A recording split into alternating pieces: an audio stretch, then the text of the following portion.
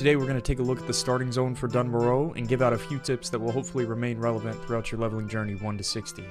Also, make sure to check out my other zone videos.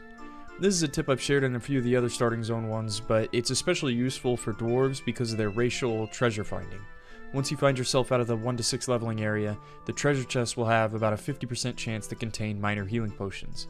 Compared to the rest of the leveling process, the levels 1 to 12, you're going to find yourself in spots where you have to health pot because you don't have any of your other classes' abilities, and most of the time, you're having to just tank and spank. And if you pull an additional mob and decide to bail, you might wish that you had additional health pots for added insurance. Be on the lookout for these treasure chests. Alright, let's talk about boars. It's no big deal. And you know what? If he didn't care, he wouldn't break my chop. What the fuck? Right. Boars don't mess around. Whether they're level 5 or max level, every boar has this charge mechanic where they have increased movement speed and they hit about 3 times as hard. So after a few years of watching people die to boars in Westfall, Red Ridge, and just about every other single zone with a boar, we've learned that boars can only charge if they're moving. Additionally, you're going to want to stand still and not strafe back and forth. Even if the boar doesn't move, this can still trigger his charge mechanic. So the best thing to do against boars is just play possum and fight them in place. Now let's take a look at the Quarry. Anytime you're in a cave, there's a possibility you just become overwhelmed or your exit's guarded by respawns, but in this cave your number one enemy is the Rockjaw Bone Snapper. He's got a knockdown ability which hits just about as hard as the boar's charge and stuns you for 2 seconds. Even in a 1v1 scenario, if you're winding up a last second heal and need an unsuspecting knockdown to the face, you're pretty much toast. Also, if you're a rogue, don't forget to pickpocket every single humanoid in the zone for a chance at minor healing potions. Let's go to the other side of the map and check out this troll cave.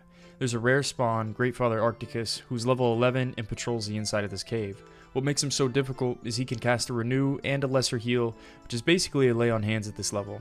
He's also got a chance to drop a one-handed green mace, and my best advice for this mob is to either avoid him completely or burst him down from 50% and kill or interrupt him before he can get his heal off. The last tip I want to give for Dun Morogh has to do with mob pathing and using guards to help you complete quests and still get kill credit. Gash is a level 11 elite whose quest can be picked up as early as level 6, and I've soloed Gash at level 8 on a paladin for the two-handed hammer reward, and I've had to use fence posts as well as the guard conveniently located down the road to get him down. And you should always be aware of your surroundings, and you may be able to manipulate mob pathing around fences, the base of a tree, buildings, basically any structure that's on the landscape. And I would get in the practice of moving around structures and seeing how the NPCs interact. As for getting help from the guards to kill mobs, in order to get kill credit, you must be the one to deal the most damage on the NPC. So if it's 1 guard, you need to do more than 50%, but if it's 4 or 5 guards, you just need to do more than any one of those individual guards.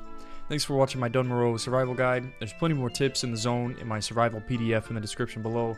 If you have any tips or comments you want to add on the zone, don't forget to add them in the comment section. Cheers.